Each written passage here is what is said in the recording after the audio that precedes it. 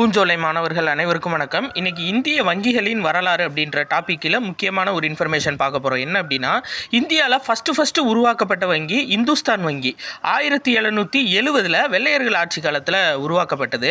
அதுக்கப்புறம் இந்தியாவில் இருக்க எல்லா பேங்க்கும் பிரசிடென்சி பேங்க்ஸால் கட்டுப்படுத்தப்பட்டுச்சு. சரியா, பிரசிடென்சி வங்கிகளால். அப்போ இந்தியாவில் இருந்த பிரசிடென்சி பேங்க் எத்தனை அப்படின்னா 3 பேங்க் இருந்துச்சுங்க.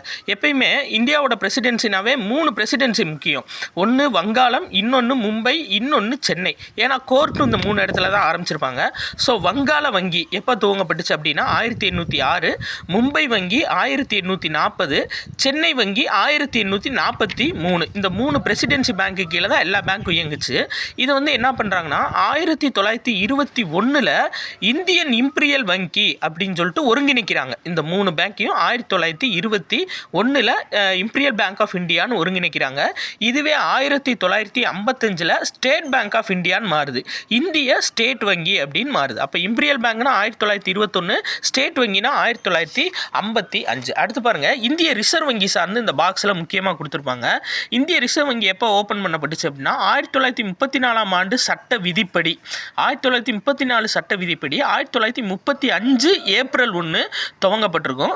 1937 இதோட தலைமை அலுவலகம் கல்கத்தாவிலிருந்து மும்பைக்கு மாற்றப்பட்டிருக்கும். சரிங்களா, இதுவே இது அரசுக்கு சொந்தமானது எப்போ, அதாவது தேசியமயமாக்கப்பட்டது எப்போ அப்படின்னா ஜனவரி 1, 1949. சரியா, இந்த ஏப்ரல் 1 ஜனவரி 1 கன்ஃபியூஸ் பண்ணிடக்கூடாது. ஏன்னா உருவாக்கப்பட்டது 1935 ஏப்ரல் 1, இது தேசியமயமாக்கப்பட்டது 1949 ஜனவரி 1. அதே மாதிரி அதாவது ரிசர்வ் வங்கி அடிக்கிற ரூபாய் நோட்டுகளில் எத்தனை மொழி இருக்குன்னா 17 மொழி இருக்கும். நம்ம அங்கீகரிக்கப்பட்ட மொழிகள் 22, அப்போ 22ன்னு போட்டக்கூடாது. மொத்தம் 17 மொழிகள் இருக்கும் இந்திய ரூபாய் நோட்டுகளில். அதில் பார்த்தீங்கன்னா 2 மொழி முன்பக்கம் இருக்கும். எது அப்படின்னா ஆங்கிலமும் ஹிந்தியும் முன்பக்கத்தில் இருக்கும். 15 மொழிகள் ரூபாய் நோட்டுக்கு பின்பக்கத்தில் இருக்கும்.